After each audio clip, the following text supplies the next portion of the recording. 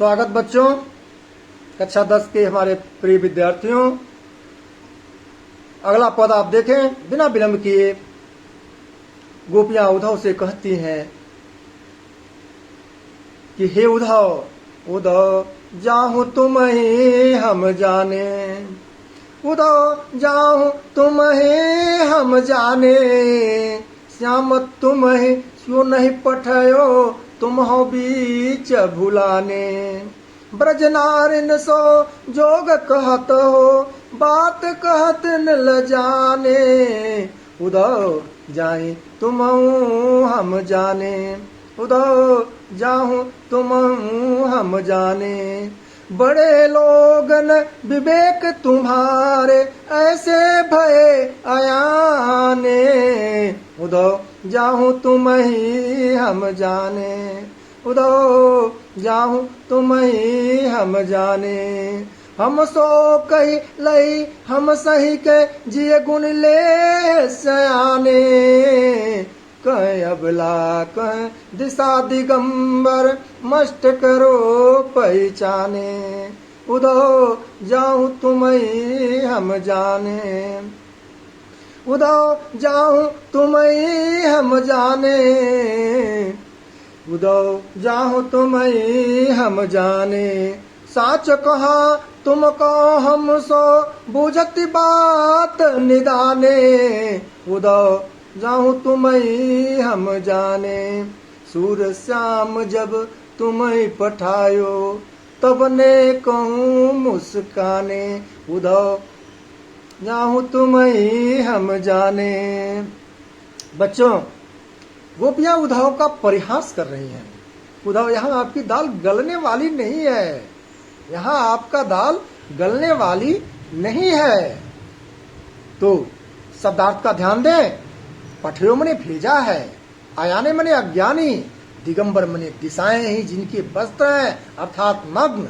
मष्ट करो मने चुप हो जाओ, सौ मने संगंध सौगंध कसम शपथ, और निदाने मने आखिर में न कहूं मैंने कुछ। इस प्रकार इस प्रसंग में गोपियां उद्धव के साथ परिहास करती हैं और कहती है कि श्री कृष्ण ने तुम्हें यहाँ नहीं भेजा है, वरन तुम अपना मार्ग भूल कर यहाँ आ गए हो, या श्री कृष्ण ने तुम्हें यहाँ भेजकर तुम्हारे साथ मजाक किया है, तुम्हारे साथ मजाक किया है। गोपियां उद्धव से कहती हैं, उद्धव तुम यहाँ से वापस चले जाओ, उद्धव तुम यहाँ से वापस चले जाओ, हम तुम्हें समझ गए हैं, हम तुम्हें समझ गए हैं। उद्धव जाओ तुम ही हम जाने, हे उद्धव तुम यहाँ से चले जाओ, हम तुम्हें जान गए हैं, हम तुम्हें समझ गए हैं। श्याम तुम ही क्यों को नहीं पठयो, तुम हो बीच बुलाने, तुम भूल करके बीच में हमारे पास आ गए हो, और श्री कृष्ण ने तुम्हें यहाँ पर नहीं भेजा है। ब्रज नारिन सो जोग कहत हो, बात कहत न ल जाने। हम ब्रज के स्त्रियों से तुम जोग साधना की बात करते हो, हम स्त्रियों से तुम जोग साधना की बात करते हो, और यह कहते हुए क्या तुम्हें शर्म लज्जा नहीं आती? बड़े लोग न विवेक तुम्हारे, ऐसे भय आने, इतने बड़े हो विवेक नहीं है तुम्हारे पास, तुम कैसे यहाँ चले आए? हम सो कैले हम सही के, जे गुण ले आयाने। हे उद्धव, तुम्हारी ये विवेकपूर्ण बातें बहुत ही अजीब लग रही हैं। तुम तो बिल्कुल अज्ञानी से हो, और तुम ऐसी अज्ञानपूर्ण बातें हमसे क्यों करते?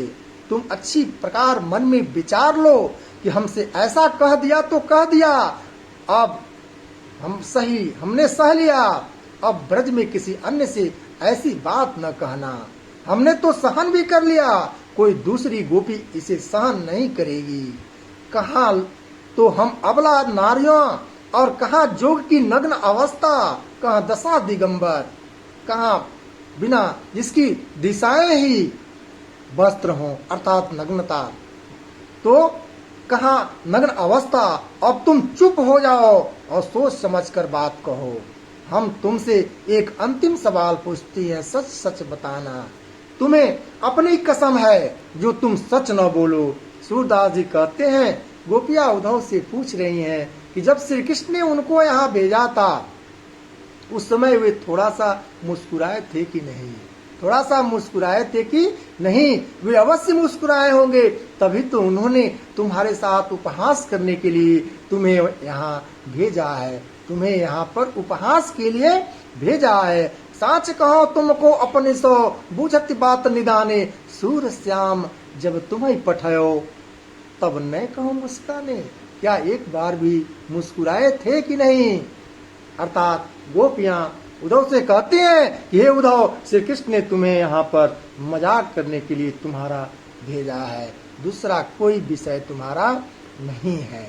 इस प्रकार गोपियां इस में उद्धव के साथ अपने वार्तालाप में उनका परिहास करती हैं और श्री कृष्ण के द्वारा भेजे गए उद्धव की यहाँ विफलता सामने आ रही है। तो प्यारे बच्चों, इस पूरे पद में जो व्याख्या सामने आई उसके तहत आपको नीचे कुछ प्रश्न दिए जाएंगे और उस प्रश्न का उत्तर आपको लिखने होते हैं। हमारे जो नए मॉडल पेपर तैयार हो रहे हैं या होते हैं उसमें, तो आप इस अर्थ के आधार पर अपना उत्तर देंगे। इसका संदर्भ भी पूछा जाता है, इसमें प्रश्न भी पूछे जाते हैं।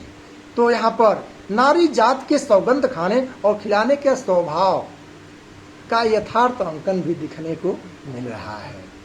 यहाँ पर गोपियां तर्कशीलता और आक्रोश का स्वाभाविक चित्रण कर रही हैं जो स्त्रियों में पाया जाता है। गोपियां अपनी तर्क शक्ति से उद्धव को परास्त भी कर देती हैं।